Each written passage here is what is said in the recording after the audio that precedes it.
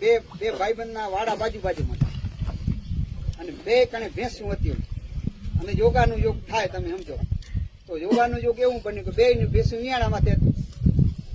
હવે એક મારા જેવો આરહુ હતો ભેંસ વિયાતી બીજો આ રમેશભાઈ જેવો ખટકાવાળો હતો બે ત્રણ ખટા વાડે ખાઈ આવે એટલે ખટકાવાળો હતો એની ભેંસ વિયાતી હતી ઓની વિયાતી હતી જોયું બરાબર ભેંસ વિયાય પણ બન્યું એવું કે આને જે ખટકાવાળાની ભેંસને પાડો આવ્યો ઘરની અંદરમાં જે હૂતો હતો ને એને આવી પાડી.